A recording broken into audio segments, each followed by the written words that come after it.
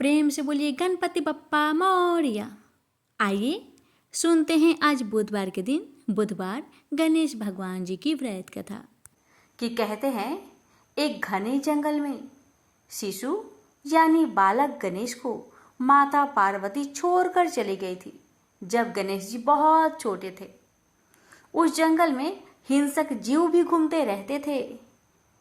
बड़े बड़े भयानक जानवर भी घुमा करते थे। वहां कभी कभार ऋषि मुनि भी उस जंगल से ही गुजरते थे। एक समय की बात है कि उसी भयानक जंगल में एक सियार ने उस शिशु को देखा और वह उसके पास जाने लगा। भक्तों, कहते हैं ना, आपने कभी सुना होगा कि जाको राखे साइया मार सके ना कोई। बस वही बात है भक्तों। तभी उसी समय ही वहां ऋषि वेद व्यास के पिता पराशर मुनि गुजरे और उनकी दृष्टि उस अबोध बालक पर पड़ी और उन्होंने देखा कि एक सियार भी उसी शिशु की ओर धीरे धीरे आ रहा था। पहले तो पराशर मुनि ने सोचा कि कहीं यह इंद्र का कोई खेल या माया जाल तो नहीं जो मेरा तप भंग करना चाहता है। यही सोचते हुए महर्षि पराशर तेजी से उस शिशु की ओर बढ़े और पराशर ऋषि को आगे बढ़ते देख सियार वहीं पर रुक गया और धीरे धीरे करके वह जंगल में जाकर गुम हो गया। महर्षि पराशर ने उस बालक को ध्यान से देखा। उस बालक की 4 भुजाएं थी, रक्तवर्ण और गज बदन था, सुंदर वस्त्र पहन रखे थे। तब उन्होंने उसके छोटे छोटे चरणों को देखा तो उस पर ध्वज, अंकुश और कमल की रेखाएं स्पष्ट नजर आ रही थी। भक्तों, यह देखकर महर्षि के शरीर में रोमांच हो आया और वे समझ गए कि यह कोई साधारण बालक तो नहीं हो सकता, बल्कि ये तो स्वयं भगवान थे।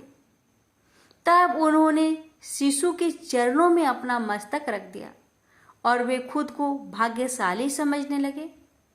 वे उस शिशु को लेकर अपने आश्रम में चल पड़े।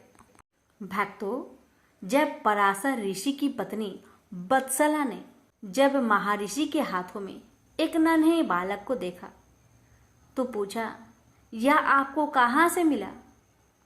तो महर्षि ने कहा कि यह जंगल के एक सरोवर के तट पर पड़ा था। लगता है कि कोई क्रूर हृदय अभागा इसे वहां छोड़ गया है। बत्सला शिशु को देखकर बड़े प्रसन्न हुई। तब पराशर ने अपनी पत्नी को समझाया कि यह साक्षात त्रिलोकीनाथ है, यह हमारा उद्धार करने के लिए आए हैं। यह वचन सुनकर बत्सला रोमांचित हो गई। दोनों ने मिलकर गणेश जी का लालन पालन किया। प्रेम से बोलिए गणेश भगवान जी की जय। एक बार एक नगर में एक मालिन रहती थी। उसके पति चल बसे थे। उसका एक 4 साल का पुत्र था। उसकी सास कठोर हृदय की स्त्री थी। वह बहू को बहुत तकलीफ देती थी। एक दिन सास ने बहू और पोते को घर से निकाल दिया। वे दोनों रोते हुए चलते चलते एक जंगल में जा पहुंचे। वहां एक बड़े पेड़ के नीचे बैठ गए। वहां से थोड़ी दूर पर एक गणेश जी का मंदिर था। वहां बहुत लोग गणेश जी के दर्शन करने आते थे। दर्शन करके गणेश जी को प्रसाद चढ़ाते, फिर वह प्रसाद सबको बांट देते थे। इस प्रसाद से माँ बेटे का गुजारा होने लगा। दोनों गणेश जी की पूजा पाठ में लग गए। एक दिन उन्होंने सोचा क्यों ना हम भी जंगल से फूल लाकर बेचे। वे रोज जंगल से फूल लाकर उसकी माला बनाकर बेचने लगे। साथ में पूजा की सामग्री और प्रसाद भी बेचने लगे। इससे उनको आमदनी होने लगी। गणेश जी की कृपा से आमदनी बढ़ने लगी। जल्दी ही उन्होंने एक मकान और एक दुकान बना लिया। एक राजा की लड़की मंदिर में रोज पूजा करने आती थी।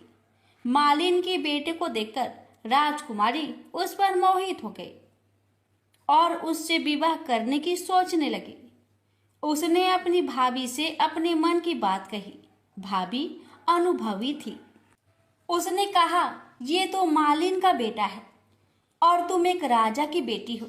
यदि तुमने उससे विवाह किया तो तुम्हारी बहुत बेइज्जती होगी। पर राजकुमारी अपनी बात पर अड़ी रही। उसने कहा, मैंने तो प्रतिज्ञा कर ली है कि उसी से विवाह करूंगी।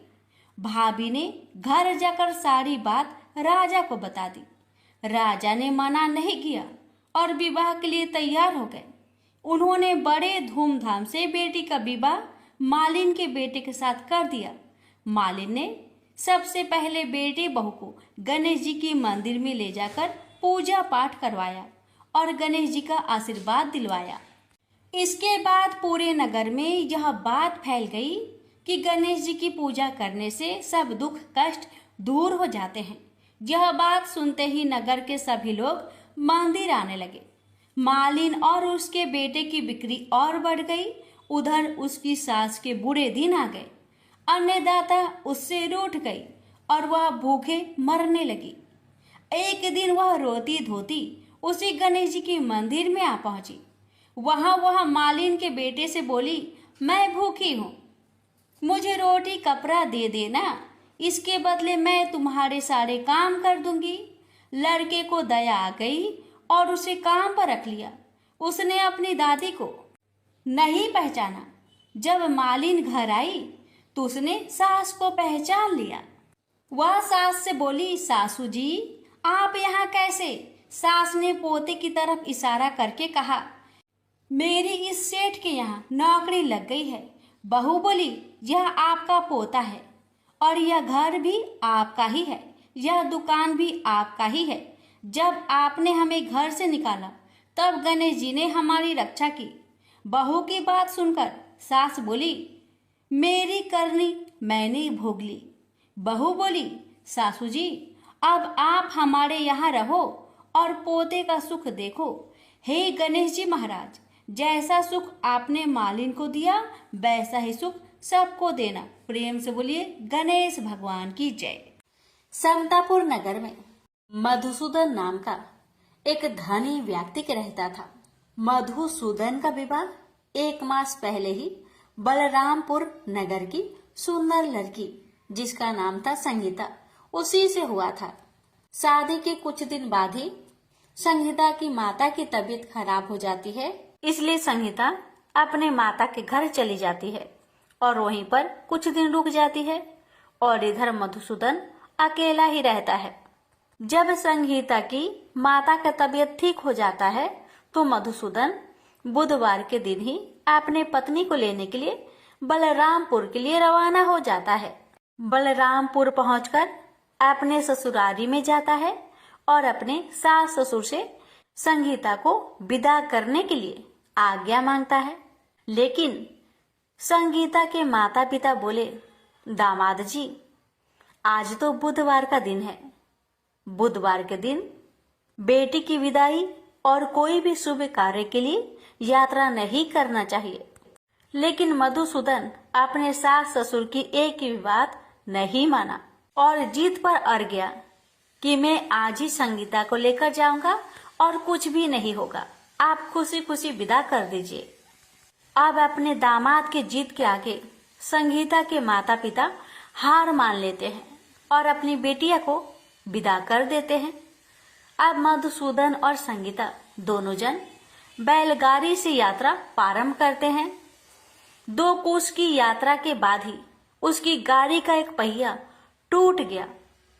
वहां से दोनों पैदल ही यात्रा करना शुरू कर देते हैं और पैदल चलते चलते बेचारी संगीता तो थक जाती है और उसे जोर से प्यास लग जाती है।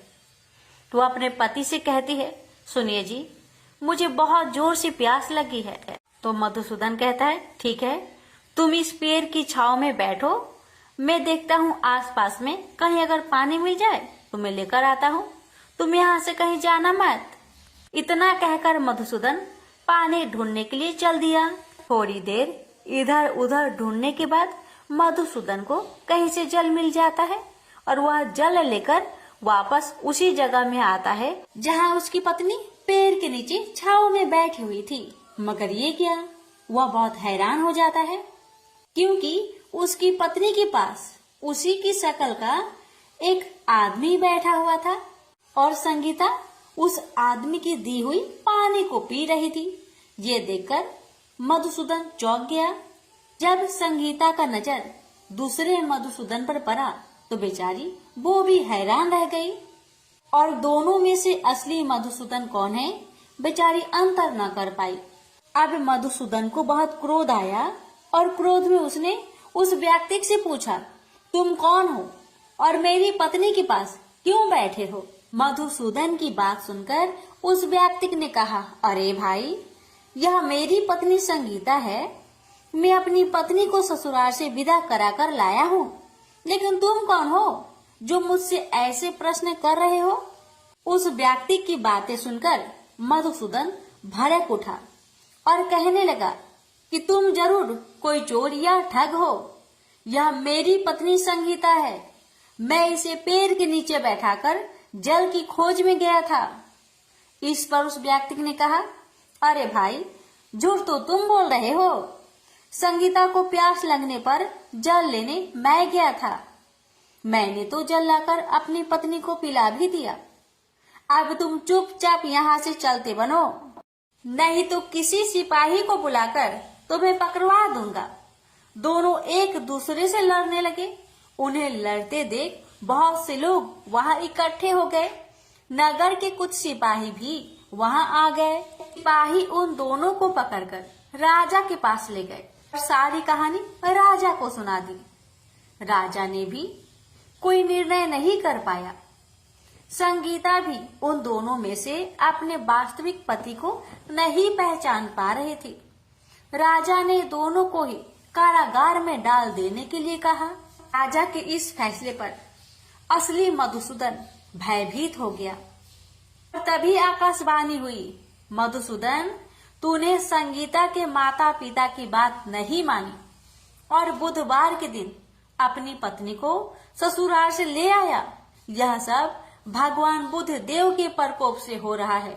भविष्यवाणी सुनकर मधुसूदन बहुत डर गया और हाथ जोड़कर बुद्ध देव से क्षमा प्रार्थना करने लगा कि हे बुद्ध देव, हे भगवान, मुझसे बहुत बड़ी गलती हो गई कि मैंने अपने सास ससुर की बातें न मानी। उसका सजा मुझे मिल चुका है।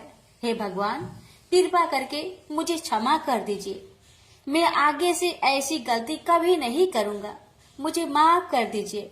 मैं भविष्य में आप कभी भी बुधवार के दिन यात्रा नहीं करूंगा और सदैव बुधवार को आपका व्रत किया करूंगा और कथा सुना करूंगा। मधुसूदन के प्रार्थना करने से भगवान बुद्ध देव उसे क्षमा कर देते हैं और तभी दूसरा व्यक्ति राजा के सामने से ही गायब हो जाता है। राजा और दूसरे लोग इस चमत्कार को देखकर हैरान हो गए। भगवान बुद्ध देव की इस अनुकंपा से राजा ने मधुसूदन और उसकी पत्नी को सम्मान पूर्वक विदा किया। कुछ दूर चलने पर रास्ते में उन्हें वही बैलगाड़ी मिल गई। बैलगाड़ी का टूटा हुआ पहिया भी अपने आप जुड़ा हुआ था। दोनों उसमें बैठकर समतापुर की ओर चल दिए। मधुसूदन और उसकी पत्नी संगीता दोनों बुधवार को व्रत करते हुए आनंद पूर्वक जीवन यापन करने लगे। इस तरह भगवान बुद्ध देव की कृपा से उनके यहाँ खुशियाँ बरसने लगी।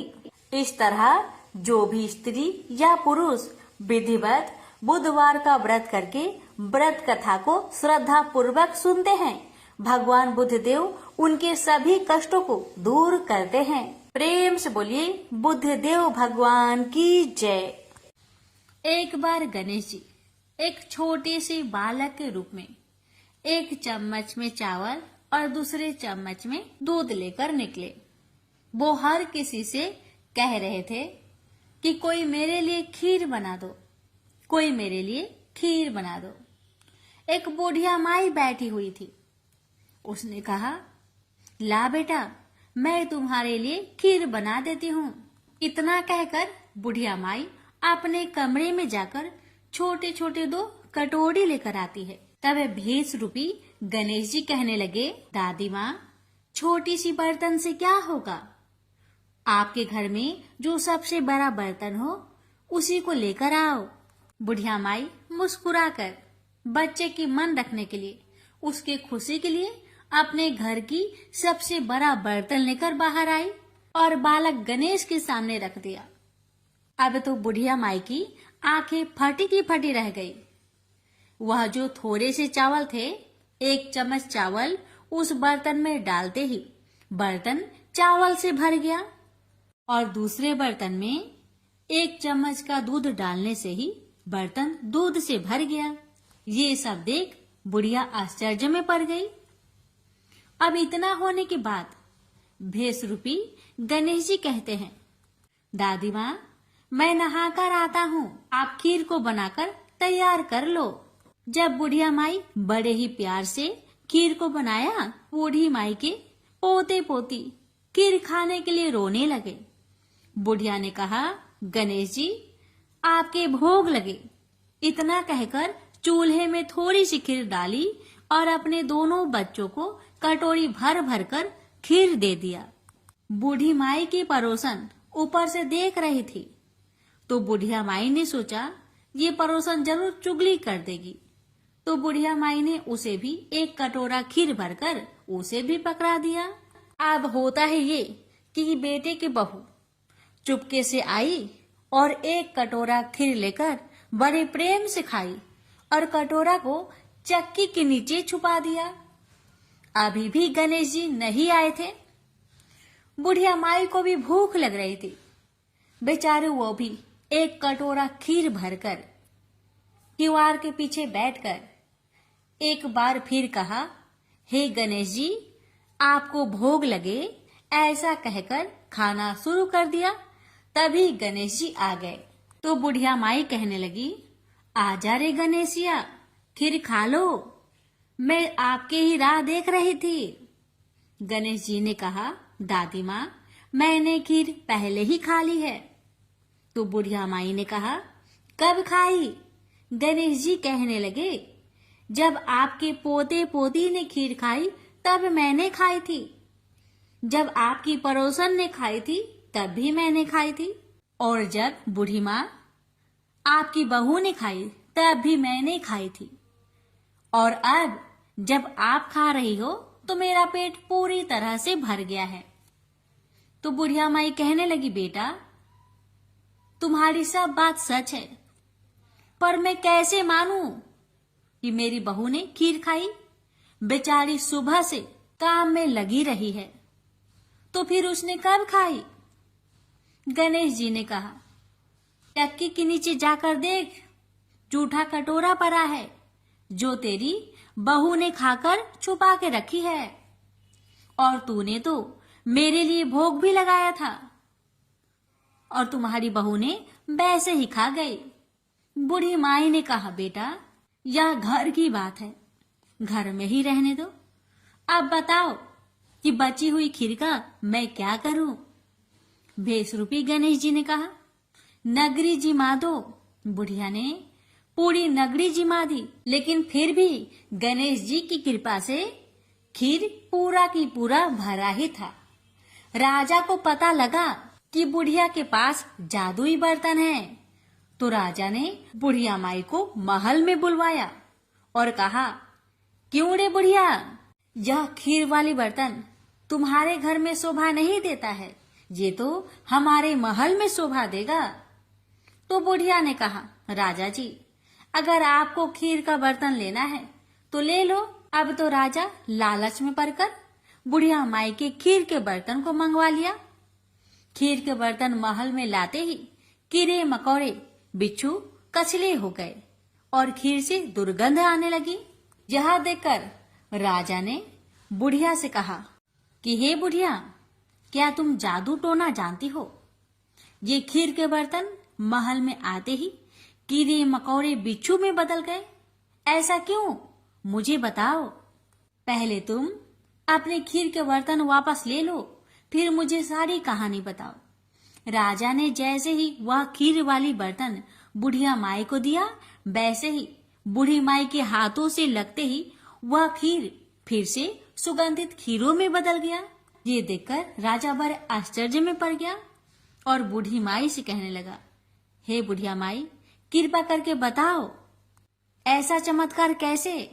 तो बुढ़िया माई ने कहा, हे महाराज, ये बर्तन मुझे गणेश जी ने दिया है और उन्हीं की कृपा से ये खीर के बर्तन खाली नहीं पड़ती। सारी कहानी बताकर बुढ़िया माई राजा से विदा लेकर अपने घर को चली आती है और गणेश जी से कहती है, हे गणेश जी, बची हुई खीर का मैं क्या करूं? गणेश जी ने कहा कि झोपड़ी की कोने कोने में खरा खोदकर गाड़ दो। उसी जगह सुबह उठकर वापस खोदेगी तो धन के 2 चारे मिलेंगे। ऐसा कहकर गणेश जी अंतर्ध्यान हो गए और जाते समय भगवान झोपड़ी को लात मारते हुए गए तो झोपड़ी के स्थान पर महल हो गया। सुबह बहू ने फावड़ा लेकर पूरे घर को खोद दिया, लेकिन कुछ भी नहीं मिला। तो बहू कहने लगी, सासू जी, आपकी गणेश जी झूठे हैं। तो सास ने कहा, बहू, मेरे गणेश झूठो नहीं है, ला मैं देखूं। वह सुई लेकर खोजने लगी तो टन टन कर 2 धन के चारे निकल आए। बहू ने कहा, सासू जी, आपके गणेश तो साचो ही हैं।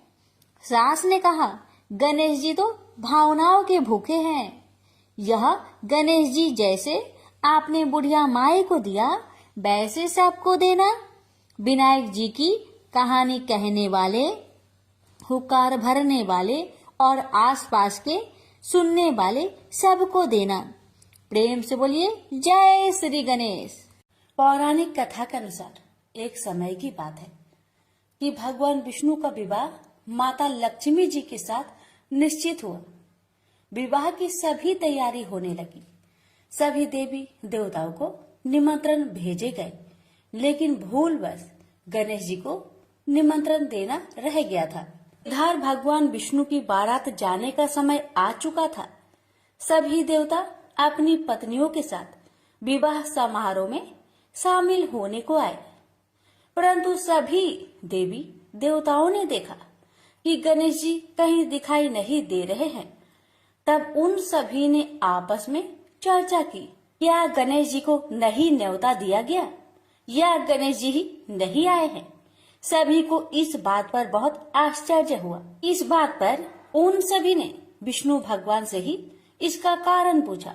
विष्णु भगवान से पूछने पर उन्होंने कहा कि हमने गणेश जी के पिता भोलेनाथ, महादेव और माता पार्वती को न्योता भेजा था। यदि गणेश जी अपने पिता के साथ आना चाहते तो आ जाते, अलग से उन्हें न्योता देने की कोई आवश्यकता भी नहीं थी। दूसरी बात यह है, उनको खाने में 1.25 मन मूंग, 1.25 मन चावल, 1.25 मन घी और 1.25 मन लड्डू का भोजन चाहिए। यदि गणेश जी नहीं आएंगे तो कोई बात नहीं, दूसरे के घर जाकर इतना सारा खाना पीना अच्छा भी नहीं लगता। इतना वार्ता कर ही रहे थे कि किसी एक ने सुझाव दिया, यदि गणेश जी आते तो उनको द्वारपाल बनाकर बैठा सकते थे कि आप घर की याद रखना। आप तो चूहे पर बैठकर धीरे धीरे चलोगे तो बारात में बहुत पीछे रह जाओगे। यह सुझाव सबको पसंद आ गया। तो फिर विष्णु भगवान ने भी अपनी सहमति दे दी। तब गणेश जी को निमंत्रण देकर आमंत्रित किया और उनको समझा बुझाकर घर की रखवाली करने को बैठा दिया गया। बारात चल दी। तब नारद जी ने देखा कि गणेश जी तो दरवाजे पर ही बैठे हुए हैं। तो वे गणेश जी के पास गए और रुकने का कारण पूछा। गणेश जी कहने लगे कि विष्णु भगवान ने मेरा बहुत अपमान किया है। नारद जी ने कहा कि आप अपनी मूषक सेना आगे भेज दो तो वह रास्ता खोद देगी, जिससे उनके वाहन धरती में धंस जाएंगे। तब आपको सम्मान पूर्वक बुलाना पड़ेगा। अब तो गणेश जी ने अपनी मूषक सेना को आदेश दिया, जाओ, और सेना ने जमीन पोली कर दी। जब बारात वहां से निकली तो रथों के पहिए धरती में धंसने लगी। आप कोशिश की परंतु पहिए नहीं निकले। सभी ने अपने अपने उपाय किए परंतु पहिए तो नहीं निकले, बल्कि जगह जगह से टूटने लगे। किसी को समझ में नहीं आ रहा था कि अब क्या किया जाए। तब तो नारद जी ने आकर कहा आप लोगों ने गणेश जी का अपमान किया, जिस कारण यह विघ्न आ रहे हैं। यदि उन्हें मनाकर लाया जाए तो आपका कार्य सिद्ध हो सकता है और यह संकट टल सकता है। शंकर भगवान ने अपने दूत नंदी को भेजा और वे गणेश जी को लेकर आए। गणेश जी का आदर सम्मान के साथ पूजन किया गया। फिर रथ के पहिए निकलने लगे और यह संकट टल गया। अब रथ के पहिए निकल तो गए, परंतु वे टूट फूट गए थे, तो उन्हें सुधारे कौन? पास के खेत में एक खाती काम कर रहा था। उसे बुलाया गया। खाती अपना कार्य करने से पहले श्री गणेशाय नमः कहकर गणेश जी की वंदना मन ही मन करने लगा। देखते ही देखते खाती ने सभी पहियों को ठीक कर दिया। तब खाती कहने लगा कि हे देवताओं, आपने सर्वप्रथम गणेश जी को नहीं मनाया होगा और न ही उनकी पूजन की होगी, इसलिए तो आपके साथ यह संकट आया है। मैं तो मूर्ख अज्ञानी हूँ, फिर भी पहले गणेश जी को पूजते हैं, उनका ध्यान करते हैं। आप लोग तो देवगण हैं, फिर भी आप गणेश जी को कैसे भूल गए? अब आप लोग भगवान श्री गणेश जी की जय बोलकर जाए तो आपके सब काम बन जाएंगे और कोई संकट भी नहीं आएगा। ऐसा कहते हुए बारात वहां से चल दी और विष्णु भगवान का लक्ष्मी जी के साथ विवाह संपन्न करा के सभी सकुशल घर लौट आए। हे गणेश जी महाराज, आपने विष्णु को जैसा कारज सरियो, ऐसा कारज सबको सिद्ध करिजो। बोलिए गजानन भगवान की जय। एक गांव था जिसमें एक सेठ जी अपने परिवार के साथ रहते थे। सेठ जी का गांव के पास के ही शहर में बड़ा व्यापार था। सेठ जी गणेश जी की पूजा श्रद्धा एवं विश्वास से करते थे, जिससे सेठ जी के घर में अन्न धन के भंडार सदैव ही भरे रहते थे। उनके जीवन में किसी भी प्रकार की कोई कमी नहीं थी। नित्य प्रतिदिन नियम अनुसार रोज वो नदी पर नहाने जाते और आकर गणेश जी का पूजन करते, उन्हें भोग लगाते और फिर स्वयं भोजन करते थे। यह बात सेठानी जी को अच्छी नहीं लगती थी। वो धार्मिक नहीं थी और ईश्वर में इतना विश्वास नहीं रखती थी। एक बार सेठानी जी ने सोचा कि यह इतना गणेश जी को मानते हैं, गणेश जी की पूजा करते हैं, इससे होता क्या है? आज तो देखती हूँ वो कैसे गणेश जी की पूजा करते हैं। अगले दिन जब सेठ जी नदी पर नहाने जाते हैं तो सेठानी जी गणेश जी की मूर्ति को उठाकर मूर्ति को कपड़े से ढककर बगीचे में जमीन में दबा देती है। जब सेठ जी नदी पर से नहाकर घर आते हैं और देखते हैं कि गणेश जी की मूर्ति तो मंदिर में नहीं है, तो वो सेठानी से पूछते हैं, गणेश जी की मूर्ति मंदिर में नहीं है, कहाँ गई? तो सेठानी जी बोलती है, मुझे नहीं मालूम, मूर्ति को घर में बहुत ढूंढाते हैं। उस दिन क्योंकि वो गणेश जी को भोग नहीं लगा पाए, इसके लिए सेठ जी ने अन्न जल का भी त्याग कर दिया और गणेश जी से प्रार्थना करने लगे, हे प्रभु, लगता है आप मुझसे रुष्ट हो गए हो और कहीं चले गए हो। आप अपनी कृपा दृष्टि मुझ पर बरसाइए। ये प्रभु, मुझे दर्शन दीजिए।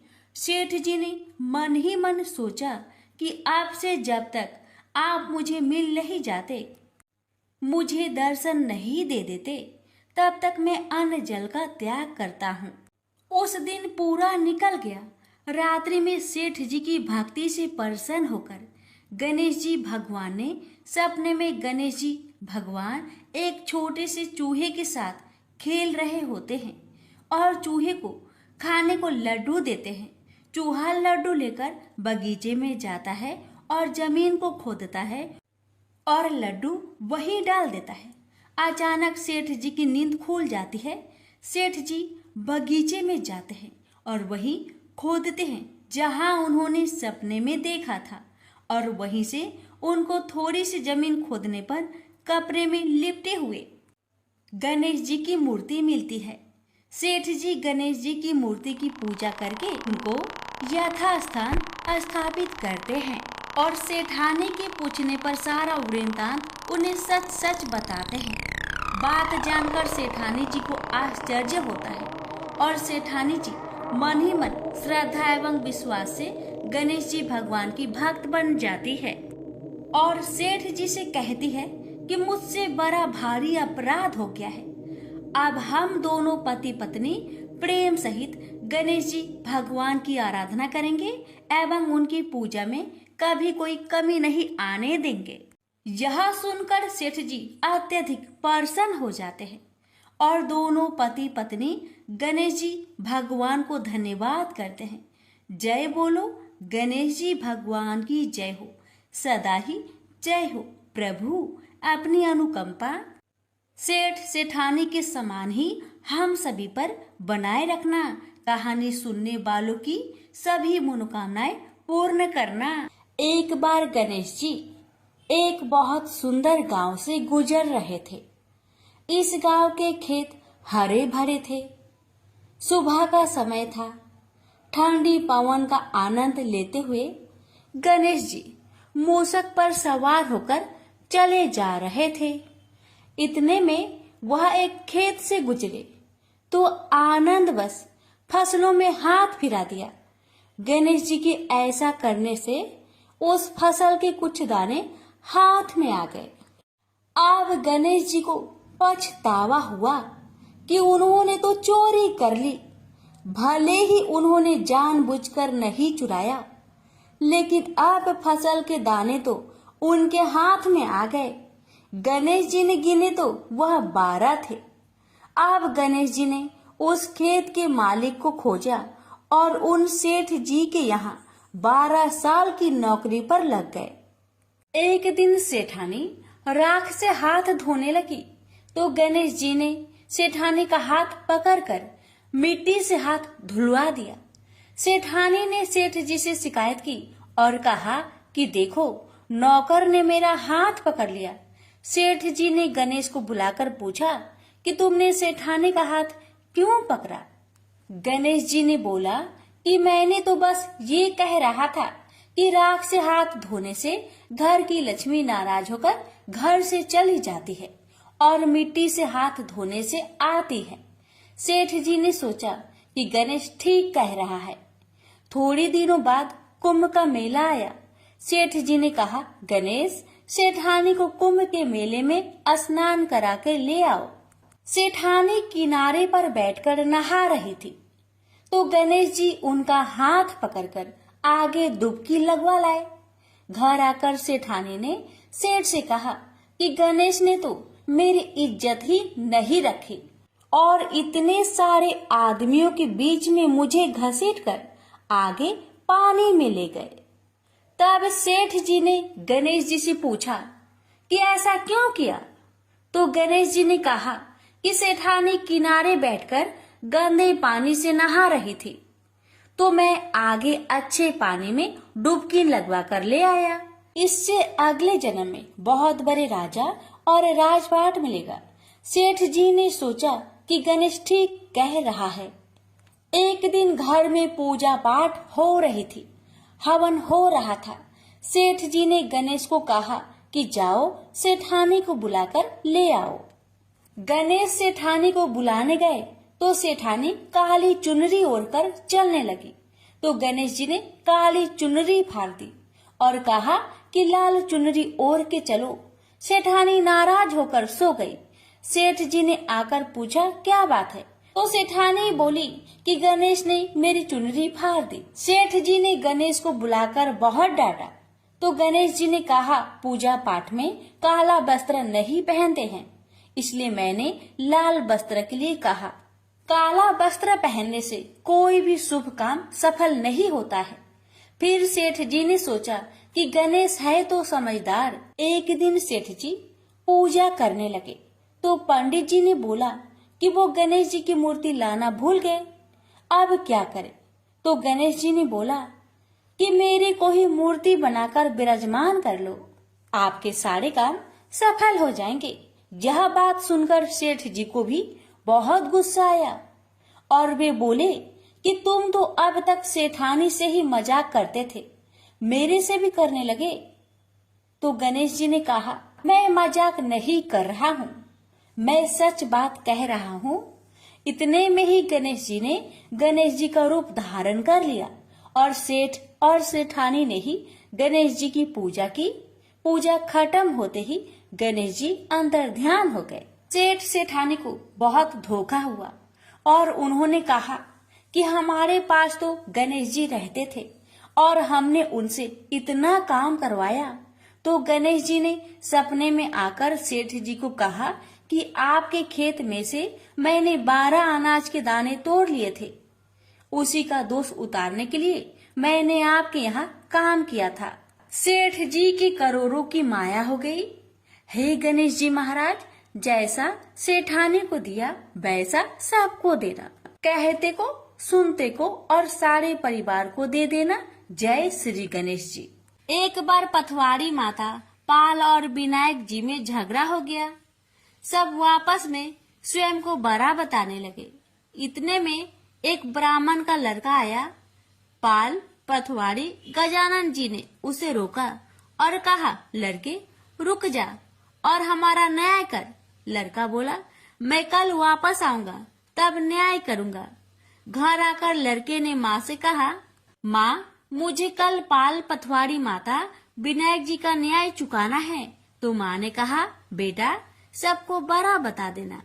दूसरे दिन लड़का वहाँ गया और बोला, पाल माता आप बड़ी हो, क्योंकि हर व्यक्ति आता है और स्नान ध्यान करके शुद्ध होकर जाता है और आप सबकी रक्षा करती हैं।